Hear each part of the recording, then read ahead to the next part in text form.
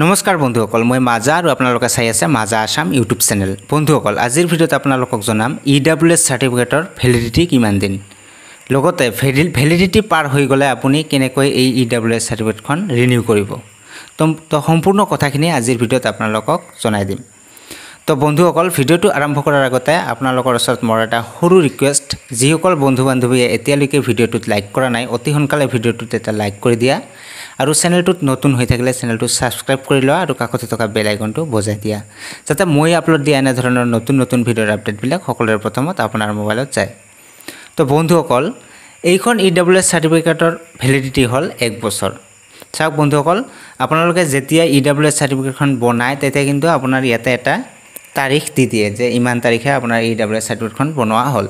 তাৰ পিছৰে পৰা কিন্তু আপোনাৰ এই সাৰ্টিফিকেটখনৰ 1 বছৰ ভ্যালিডিটি থাকে।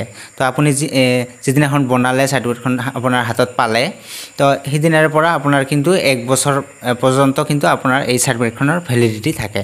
তাৰ পিছত কিন্তু আপোনাৰ এই সাৰ্টিফিকেটখন ইনভ্যালিড হৈ যায়, এইখনৰ আৰু কাম নাথাকে, আপোনাৰ কিন্তু এইখন ইনভ্যালিড হৈ যায়।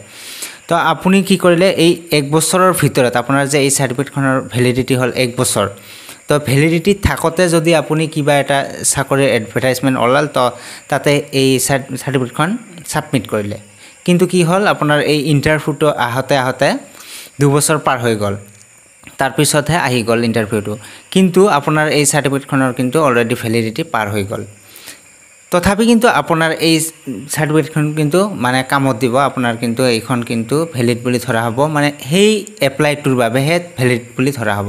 যোনটো এপ্লাই আপুনি কি কৰিছিলে, যে এইখন সাৰ্টিফিকেটৰ ভ্যালিডিটি থাকতে যোনটো মানে এডভাৰটাইজমেণ্ট আহিছিলে, তাতে যেতিয়া আপুনি এই সাৰ্টিফিকেটখন সাবমিট কৰিছিলে, সেই সাবমিট কৰা মানে যোনটো এপ্লাই আছিল, সেইটো যদি 2 বছৰ পিছতো যদি আপোনাৰ যদি কল লেটাৰখন আহি যায়, এডমিটখন আহি যায়, তেতিয়াও কিন্তু আপোনাৰ কিন্তু এই সাৰ্টিফিকেটখনকে ভ্যালিড বুলি ধৰা হ'ব।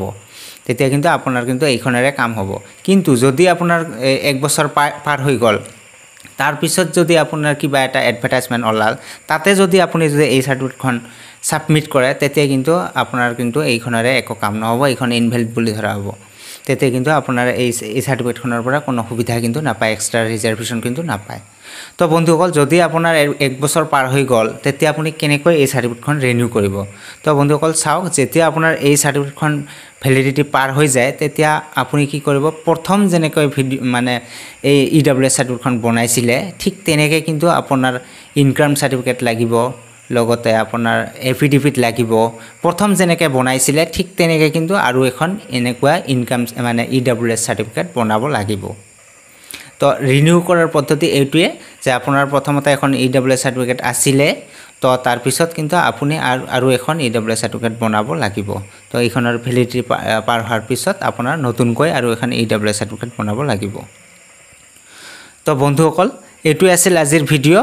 পৰৱৰ্তী ভিডিঅ'ত আকৌ দেখাব। আজিৰ মতে বিদায়, ধন্যবাদ।